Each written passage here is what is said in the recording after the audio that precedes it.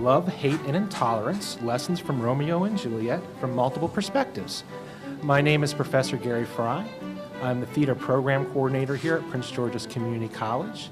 And today we're going to be using our upcoming production of Romeo and Juliet as a catalyst to spark a conversation from multiple perspectives on the ideas of love, hate, and tolerance in relationships. Joining me today are three panelists. We have Professor John Rudd, Professor of History, down on my far right, Dr. Nelson Kofie of Sociology, and Dr. Melinda Frederick of Political Science. Each of them will be talking for about 10 minutes from their specific perspectives in discipline areas about this subject matter. And then we hopefully will have time to open up to questions from you guys, okay? So to start us off, I'd like to throw the microphone down to Professor John Rudd. Thank you, and thanks for inviting me too. Now, I've gotten together a handout here, which is supposed to illustrate at least part of what Shakespeare was talking about, and also to illustrate that perhaps there's a real connection between love, marriage, and tolerance and power. Without meaning to trespass on your territory too much, political science. This is an account by Machiavelli drawn from his History of Florence about two powerful families in an Italian city and how they came to blows, how they came into a mortal feud with each other. And it was rooted in, not exactly, maybe true love, but certainly in a marriage alliance that went wrong. And in this case, it was a marriage alliance which was derailed by a rather ambitious lady who had a very attractive daughter and who wanted to get her married off to an ambitious and somewhat, shall we say, a fickle young man and what happened to them? And what happened to him was that he got himself killed by the outraged and mortally offended members of the other young woman's family. You'll have to read the whole thing anyway. Now, what I think it relates to is the fact that marriages, at least certainly marriages among high-ranking people, and I think we're supposed to assume that the Montagues and the Capulets were high-ranking people, were almost always contracts involving alliances, and as much politically and otherwise motivated as motivated by anything else. And this, of course, could arouse all sorts of interests and passions which have nothing to do with true love. And an example would be here. Another example of what might be called strategic marriages that had nothing to do with a young man and a young woman falling in love with each other you have to go back to the 13th century BC for another example of that. And that was the king of the Hittites, Hattusili III, who managed to marry off his daughter, Neferure, to King Rameses II of Egypt. Now, what was that all about? Okay, well, it was basically all about Hattusili, who had seized his throne in what amounted to a coup, feeling very, very insecure as a result, as most people who come to power that way tend to feel, and who wanted some kind of guarantee from the king of Egypt that he wouldn't take advantage of the situation. Also, Hattusili was mortally afraid of the Assyrians, with good reason, because they were fixing to invade his territory. So one way to first of all, to firm up his friendship with Egypt was first to sign a treaty with them. Obviously, that's the thing to do, but also to take his daughter and basically farm her out as a wife of King Rameses II. Now, apparently the marriage turned out okay. The marriage, incidentally, if you're interested in these things, it happened in 1246 BCE. So that seems to have, things seem to have worked out. And in any case, they didn't go to war with each other. So I suppose that's now another case, say, of a strategic marriage that did not end so well. You have to fast forward some 3,000 years, 1770 CE, Europe. And that is the grandson of King Louis XV, the future Louis XVI, and getting married to the Austrian Princess Marie Antoinette. Now, that's obviously a lot more familiar than Hattusili and Neferuri and Rameses, mainly because, well, they both lost their heads. Maria, there was pretty much of a mismatch from the very beginning, and partly because this was a very, very politically motivated marriage. Austria and France had entered into an alliance. They both wanted some kind of, well, rather like Egypt and the Hittites, wanted some kind of guarantee that this alliance would stay together, and so they married off members of the royal family to each other. True love had nothing to do with it. Okay. What did have something to do with it was a desire to keep the, incidentally, this alliance was very unpopular among the French, and in fact, Marie Antoinette was very unpopular among the French. I mean, a lot of the nasty stories that were made up about her, and her basically had its origins in the fact that she came from the wrong side of the tracks as far as Europe was concerned, namely Vienna. I mean, the let them eat cake anecdote was almost certainly something that was made up about her. But then people in France enjoyed making up nasty stories about her. And so this is and of course, things didn't end very well for either one of them. So I think that if there's a point to all this, incidentally, this story here is almost certainly fictional. Machiavelli made it up. In fact, it's probably, there probably was a feud between these powerful families, and they probably were duking it out in the streets, just as the characters at the beginning of Romeo and Juliet are dueling in the streets. But this incident itself was made up. Although it was, Florentines told each other about this, repeated this story to each other endlessly. In fact, Dante even refers to it a couple of occasions in the Divine Comedy. So one assumes that whatever the real reasons for this family feud were, this is a sort of reason that people wanted to believe. In other words, they wanted to believe that what probably began as a dispute over who gets to, sell the most cloth or something, really was rooted in these very, very family intrigue and so on. In other words, it made a good story, but it also reflected the kind of values that people had, where treachery, betrayal, and so on, especially in matters of the heart, was absolutely the worst possible thing you could do. And, I mean, the author here gives very little indication that he thought that the murder of Buondelmonte, this sort of cold-blooded killing in the middle of Florence, that there was anything wrong with that whatsoever. Basically, that the guy deserved what he got. I mean, he was treacherous, okay? And a treachery in a matter of marriage, okay, well, that deserved very, very severe punishment indeed. So there's some, what I'm doing here basically was kicking around some historical anecdotes that might, I hope, serve to illustrate the whole relationships between intolerance, hate, marriage, etc., that Shakespeare develops. Anyway, I'm done. Thank you, Professor Rudd. Yeah. You're welcome. Certainly at the crux of Romeo and Juliet is a relationship of two people who are madly in love with each other, but for various obstacles, and as Professor Rudd pointed out, in this case, family feuding, probably having to do with political reasons, prevents that love from taking form. But the ultimate bottom line is that they cannot live without each other. They must be with each other, and that makes it awfully difficult. And so now, Professor Kofie, if you'd like to maybe chime in on interracial perspective of love, hate, and relationships. All right, thank you. I may not necessarily make consistent reference to Romeo and Juliet, but I'll give you a broader understanding of the patterns of interracial marriages, more particularly in the United States, and then you can draw from there in application to Romeo and Juliet. First of all, it's important to understand, we all understand that the United States is one of the greatest experiments human beings ever constructed. Yes. Okay? And as a result, then, it's a society made up of diverse people from just about all over the world. So what are the forces then that shape interracial marriages? One, obviously, of course, is immigration. The inflow of people from other parts of the world, but then also, once they settle, there's also internal migration. That also shapes who marries who, because marriage, after all, has to do with what we call in sociology propinquity, a fancy word for nearness.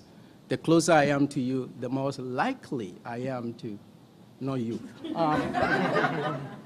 The more likely I am to get to know you, and knowing you, and even liking you, sharing space with you. So internal migration, in fact, does shape interracial marriage. And also, by default, residential arrangements. All right, zip codes. We can boil it down to zip codes. So lo and behold, in the United States, there are certain zip codes, there are certain counties that has a very higher rates of interracial marriage for various reasons. And then there are other places that you can't even find black people, Hispanics, or Native Americans, largely because, again, another historical factor that has to do with the sundown laws. Yes, many counties had sundown laws, which means that if you're a black person working in that particular town, you should leave that place by sundown, or else you get lynched. And so that literally, and in fact, there's a map, right? But Lawrence is a book, actually, that Lawrence wrote, and he has it geographically mapped. So you can actually go and click on a specific county to find out about the laws, ordinances that govern the lives of predominantly minorities in town. And so as a result, there are some places where just about everybody living in town is white. There are no minorities, even though there are historically minorities have lived in that place. All right. And then, of course, you have a word I don't always pronounce it right, miscegenation laws. You got to get the R in there. Miscegenation laws, which you've learned in your African-American history. Laws that forbids interracial marriages in the United States. Okay? And once you establish a law, obviously you have to come up with some justification, and the justification may well include religious beliefs. It may include some pseudo-scientific beliefs. And in fact, in U.S., the word, and it's a word I've heard President Obama use one time, and that has to do with mongrelization, implying that somehow an inferior species and a higher species are blending together, and it will lead to some pollution. Please get this. It will lead to the pollution or denigration or reduction of the quality of whiteness. It's never always the other way around. It always has to do with the impurity that such interracial marriages bring to the white race. Okay, so miscegenation being one of them. And in Virginia, where we had the famous Lovins versus the Commonwealth of Virginia ruling, Virginia had a what they call Racial Integrity Act, which really has to do with Racial Purity Act, purity on the part of whites. So if you want to get married and you go, the clerk is charged to inspect whether you are black or white and whether two of you should be married. And the law clerk actually had the power to deny you the opportunity to get married, all right? And this was 1924, all right, the Racial Purity Act. Of course, it was overturned by the famous case, Lovins versus the Commonwealth of Virginia. The Lovins, Mr. Lovins was a white man who fell in love with a black woman. It was illegal to get married in Virginia, so they crossed, right? They crossed the border and came to Washington, D.C., where they were, there was no miscegenation laws, and got married. And then returned to Virginia, and what happened to them? They were promptly arrested for falling in love. So you see, love is dangerous. Okay? Love does not always find a way. It might find a way to jail, and that's what happened to the case, the Lovins. And of course, they countersued, and the case went to the Supreme Court, in which the Supreme Court then deemed it un-American to deny people the right to get married.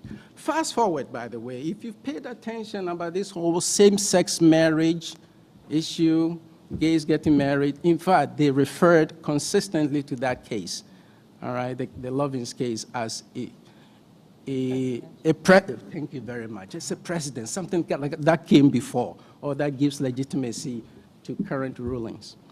All right. There is also, of course, the issue of segregation. Right? There are two major kinds of segregation for those of you going to law school: de facto segregation, de jure segregation. De jure segregation is segregation mandated by law, right? This was drawn from the famous case of Plessy v. Ferguson, 1896, right? That, in fact, made legal, made legitimate, if you wish, racism and racial discrimination. Okay. All right.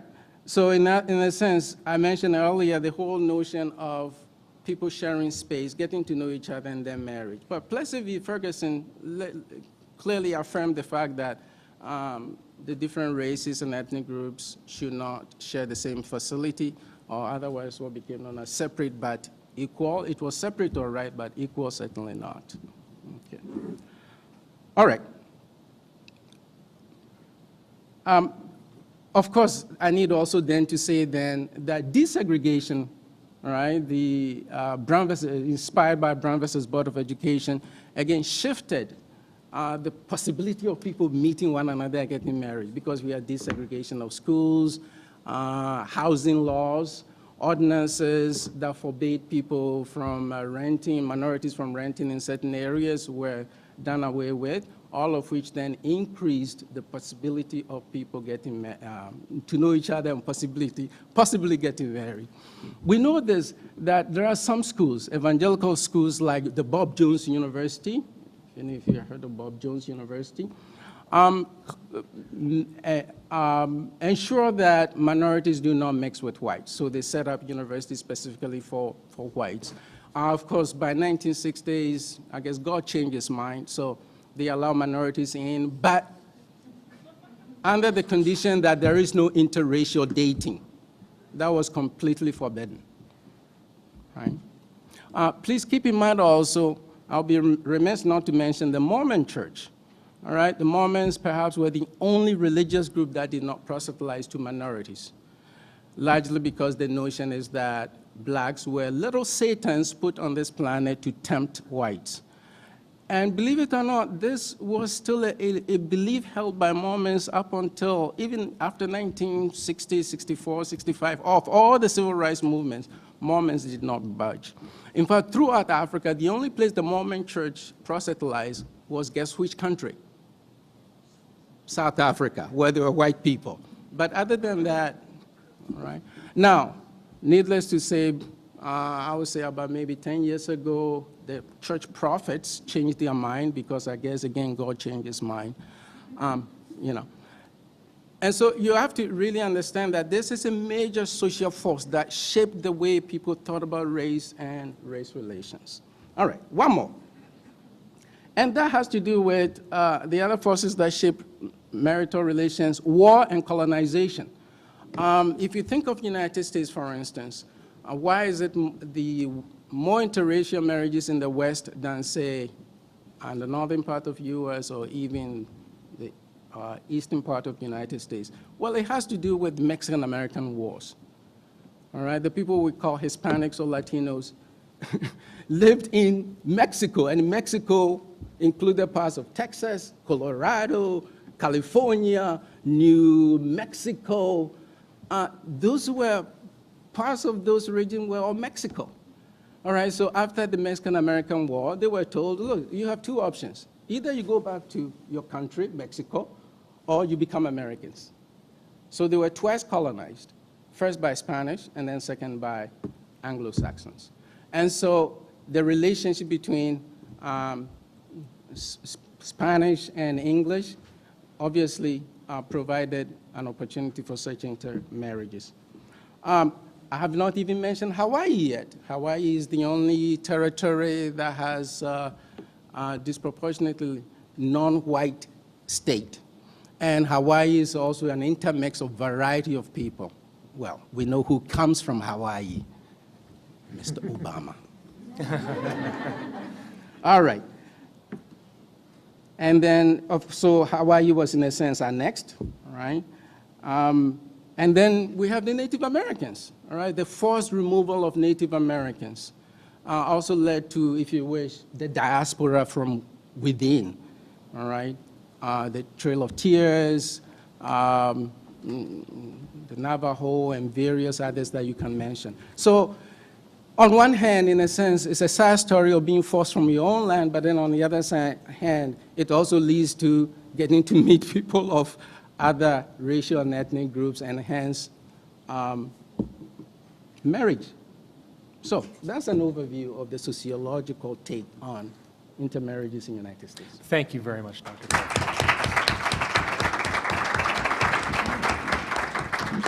Dr. Frederick, if you'd like to give us your perspective. Sure, thank you. So far we've heard a little bit about marriage by choice or arranged marriage for political purposes, or perhaps marriage from colonization, or perhaps just getting to know each other. Interfaith marriage is in many ways like, I'm going to move my notes around here. Interfaith marriage is in many ways like interracial marriage, but it's less known, or it's less obvious, because unlike interracial marriage, you may not be aware that an interfaith marriage occurs. There may not be a visible marker. Nonetheless, it's estimated that as much as 45% of marriages in the United States currently are interfaith marriages. And why is this? Well, for many of the same reasons that Professor Kofie has mentioned, that we live in an immigrant society, we're culturally pluralistic, individuals have immigrated from all parts of the world. The desegregation of society allowed for individuals to integrate neighborhoods from different cultures, and with different cultures also brought different religious traditions and backgrounds. Similarly, the U.S. honors a tradition of secularism, so we have a separation between church and state, and while we do that, we also honor the free exercise of religious beliefs. So we have this, if you will, permissive, culturally pluralistic, open society that's secular, that gives people the right to practice their faith, does not impose upon individuals in our country any one national faith or national religion. So religion is considered a private matter, a matter of choice, if you will. It's not that you're born into it, it's that you can choose how you want to practice religion. So as a result of that, it's not surprising that interfaith marriages are on the rise. There are also intra-faith marriages, though. So when we talk about interfaith marriages, we usually are talking about marriages between and among different religions, Jews or Muslims or Hindus or Christians. But there are also intra-faith marriages. So probably the most common intra-faith marriage that we are familiar with is Catholics and Protestants. But that nonetheless is an intra-faith marriage, and in its day that was considered a pretty radical thing. There's also evangelical Christians and Protestant denominations, or where you have marriages between a spouse that is a believer or follower and a spouse that isn't, even though they may have historically or traditionally been brought up in a family of the same religion. You could have, in the Muslim religion, marriages, intra-faith marriages between Sunnis and Shiites. And similarly in Hindu faith, between different castes, if you will. Nonetheless, if you look at interfaith marriages, I have some data about in 2010, yes? We want more? You need more? Sorry, okay. How's this? Is this good? Oh my. All right, can you hear me now? All right. Among 2,400 Americans surveyed about opinions about interfaith marriage, it was found that American Jews are most likely to be involved in marriages outside of their religion. On the other hand, Mormons, as Dr. Kofie had mentioned, are the group in the United States, when surveyed, that are least likely to be engaged in an interfaith marriage. Muslims, American Muslims, were somewhere in the middle between most likely and least likely. And also they found in this survey that older people were more likely to wed outside their religion than younger people were more likely to marry within their faith. Approximately 20% of individuals that were married before the 60s were interfaith. So you can see that the change, if we look at now in our current age, 45, almost half of all marriages are interfaith. As little as 50 years ago, only 20%. In 2008, a Pew poll surveyed individuals and found that over 65% of the individuals in that poll were married to individuals outside their faith. So as you can see, the data is somewhat vast in terms of how large a phenomenon this is, but nonetheless, we know it is occurring. So that said, what are some of the drawbacks or obstacles that people in interfaith marriages experience? Because this is marriage by choice. You know, this is not marriage by political contract, alliance, or for colonization or other purposes. So obviously, I'll start with the drawbacks. How about that?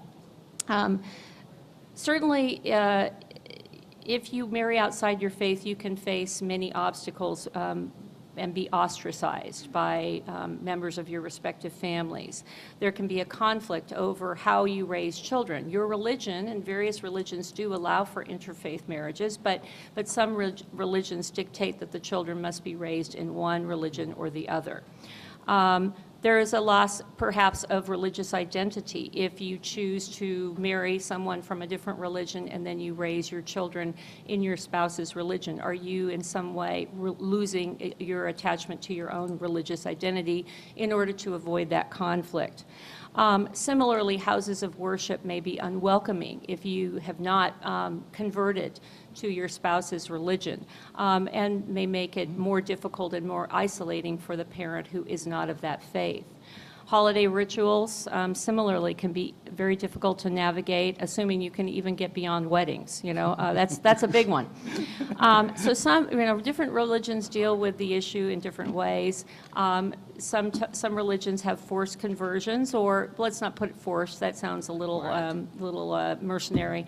But if you want to marry a person and you love them, then the family may pressure you tremendously to convert. Okay, that said, we've got 45 up to 65% of the United States involved in interfaith marriages, so there must be some benefits, right?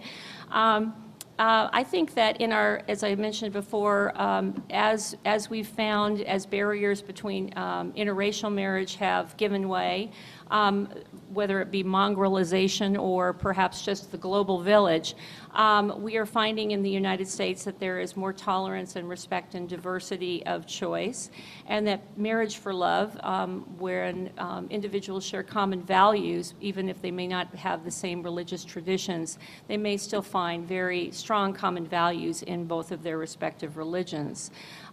It could also be argued that a dual faith identity can be not only enhancing and enriching, but can be also the first way in a path toward peace and understanding and reconciliation between and among different religions.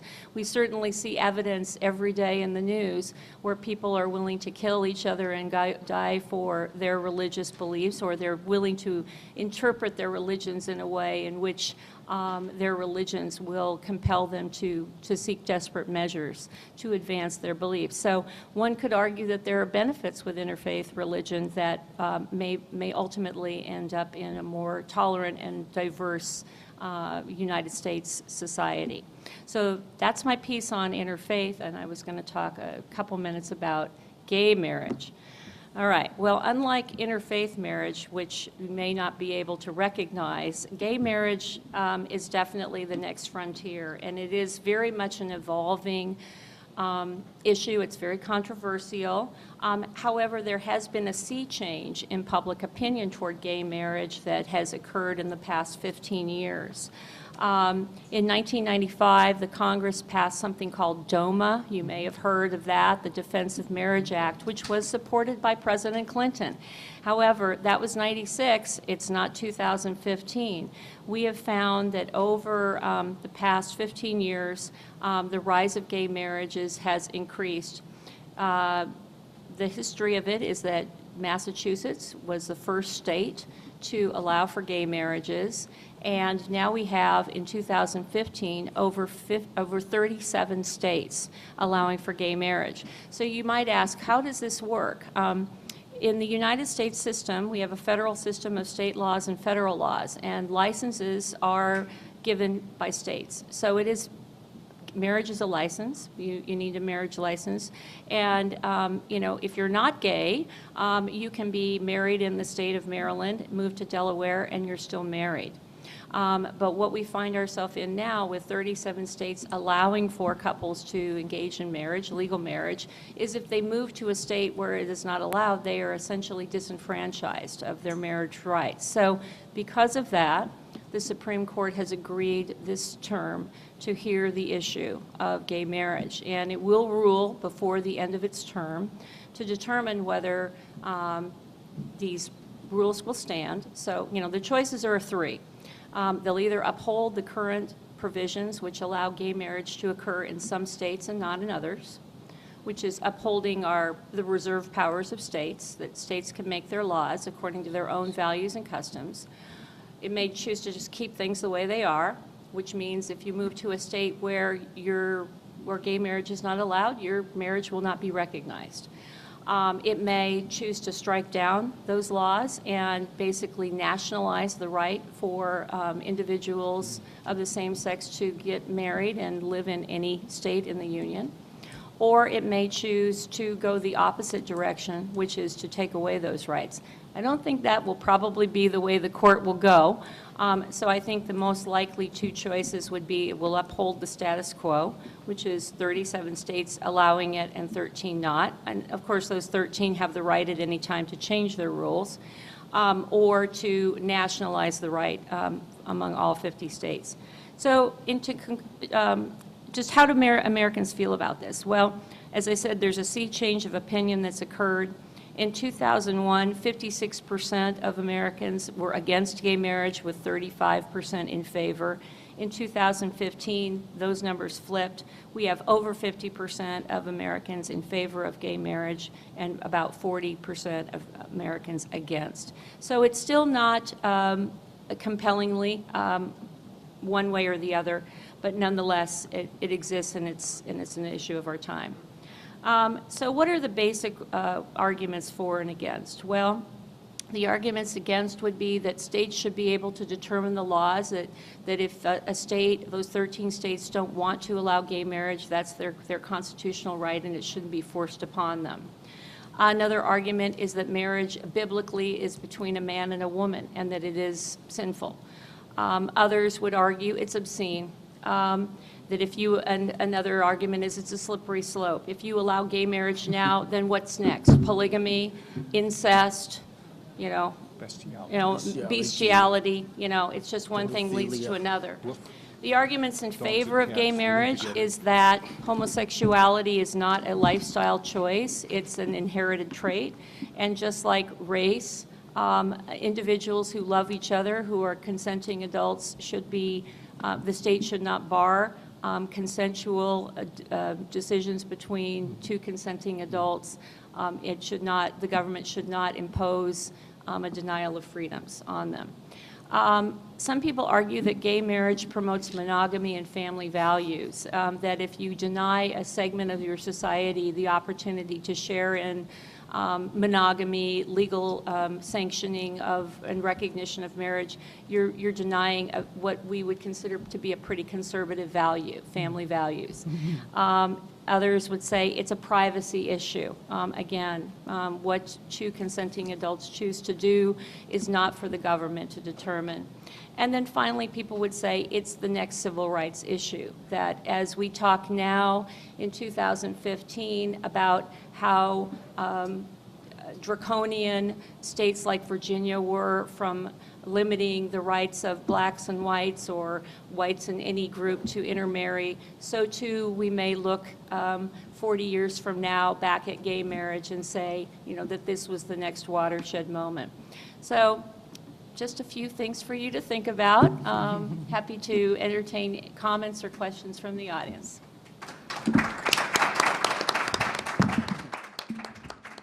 Thank you, Dr. Frederick. All right, so what we'd like to do now is, if anyone has any questions, we have a microphone that we're going to have you to come up and ask the question to our panel. Or we'll pass it around. There we go.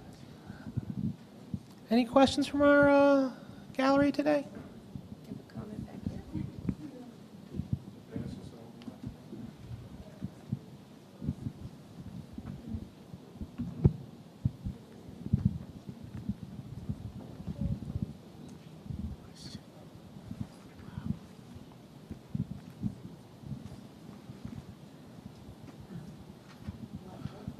Good afternoon, everybody. My name is Paul Nwogo. Originally, I came from Nigeria. Please, before I ask my question, please permit me the time to correct two wrong impressions which I've just noticed. First of all, I want to correct the impression that, first of all, I'm a member of the Church of Jesus Christ of Latter-day Saints. And the Church of Jesus Christ of Latter-day Saints, they call them Mormon. It originally came first in Nigeria in the year 1976. And one of the criteria for the church to be built in any part of the country is that there must be a bunch of worthy members to head the church there before it would be built. So that's to say that as of 1976, which is over 40 years now, it's more than 10 years ago, of which the church has been in existence in Nigeria. Again, is that Nigeria has the highest population of Latter-day Saints, more than any other country in Africa. Okay, my question is, in terms of gay marriage, I'm for it, based on the fact that everybody is accountable for the consequences of his action. But what I want to know is, for gay couples who happens to adopt a child, what are the chances that this child will not end up being a gay? Okay. You know, that's a great question. I think that was one of the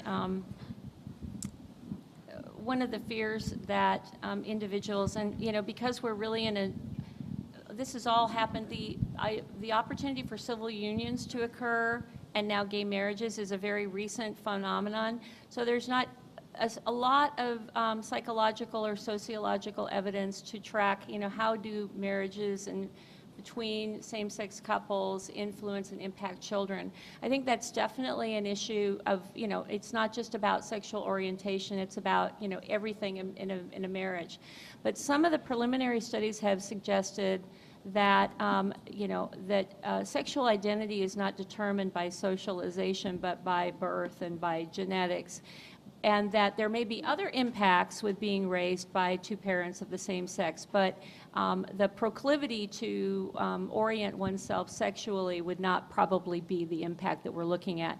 But I'm going to turn it over to my sociology colleague because he's the nature versus nurture guy here on the panel, and he could talk a little bit more about you know, what that argument might be.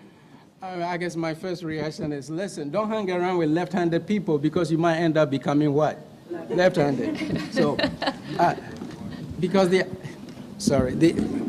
assumption that somehow just because somebody is gay will raise a child and then the person will become, the kid will become gay.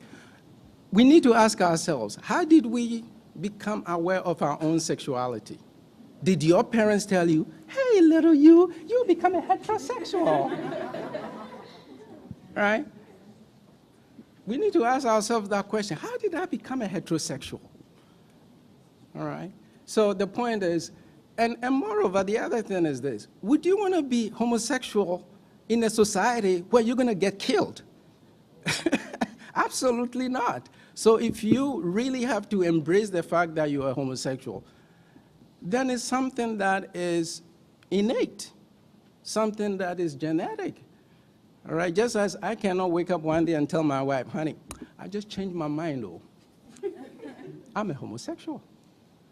All right, so I don't think people just simply make these choices. The fact is there's no scientific evidence to that, and hence I doubt if parents would just simply influence a child, and that would mean that a child is being nurtured into a particular sexuality. It just doesn't work. We've had various experiments or accidental experiments. The book I will recommend people to read is As Nature Made Him. The Ryman, this is a Canadian kid who was born being circumcised and the doctors accidentally chopped off his penis, told the parents, you have to make him a girl instead of giving him hormonal pills right from infancy. He grew up, became adult, and realized that the entire world has lied to him. And that's why he didn't like wearing those dresses. He didn't. Your sexuality is in between your ears, as somebody told me. So slicing and dicing and creating an INA or VJJ for this kid didn't do anything. He wanted to be a he, for which he was. So that's, sexuality is not something that people just, drum up. Anyway.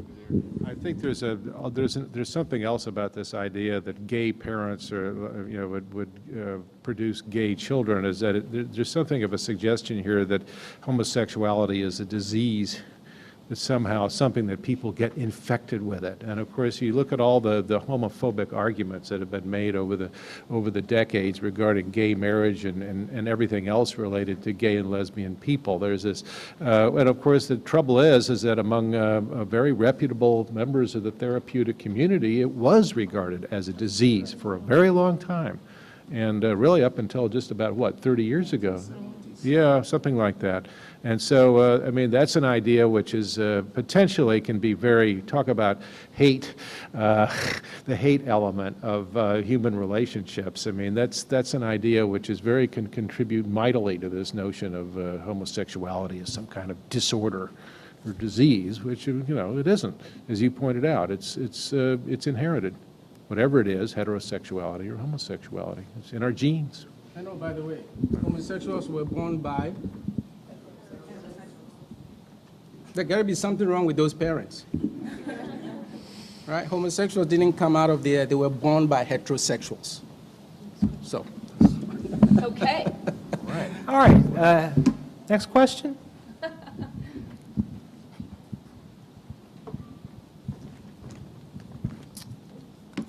Wow, you got to get up. You got to get up for that one. I'm sorry.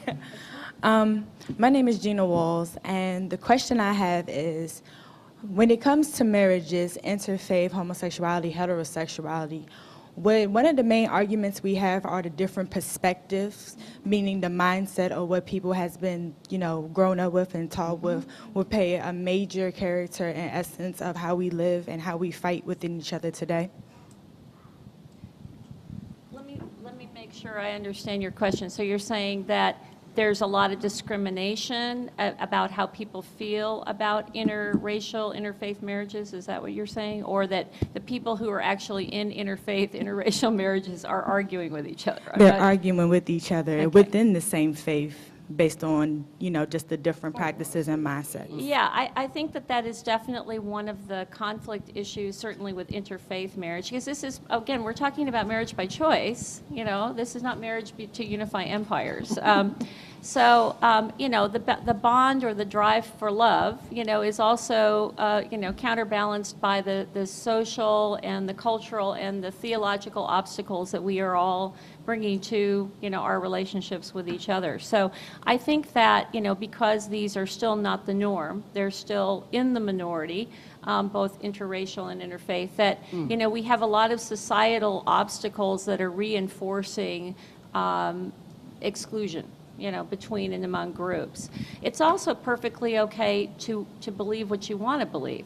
But then, how do you reconcile what your beliefs are with what your spouse's beliefs are? So, I do think that perhaps if you are extremely, couples who are not able to reconcile that ground, that middle ground, to find some common way to live together, to raise your family together, to respect your spouse's different beliefs, probably won't stay married. And there is evidence that those kinds of tensions do divide interfaith marriages. In terms of interracial marriages, and I'll let Dr. Kofie talk about that, I think that the societal shame or ostracization of people who are involved in interfaith marriages or interracial marriages is much significantly reduced now, because we have a president who is himself interracial, and it is becoming much more the norm. So in fact, the data may suggest that interracial marriages is really more the norm. It's on the up. It's our census data is very flawed, because we don't have that choice. When you're asked, what are you? You're still told to self-identify what you are. Which box do you check? You can't check, my mother is Caucasian and my father is African American, so there's no box for that. So it's a self checking. But I think that if we were to actually look at our society, that mongrelization, if you will, that President Obama talked about is really another word for what we call melting pot, and that we are a pretty mongrelized society, and will become even more so in the next 20 years. Let me give you a quick data here. This is married couple households in the United States for 2010 census. Total couple households is 56.5 million, right, of couples married. Of that, total same race or same Hispanic couples is 51,141,000 and some. So about 90.5% of Americans are married, what we call in sociology, endogamous, as opposed to exo. So over 90%. All right, we're making progress, but let's face it, it's very, very slow. Now, total interracial, interethnic couples make up 5,369,035. So it's about 9.5. Less than 10% of Americans actually self-identify as being in interracial or interethnic marriages. So it's less than 10%. It's progress. It's very slow progress over the 300 years. Those numbers are wrong. This is 2010 census. Yeah, I still think they're wrong. Okay. It doesn't mean that Fight you're with wrong. Uncle Sam. Yeah. Okay, we have time just for one last question. Okay, you can take it.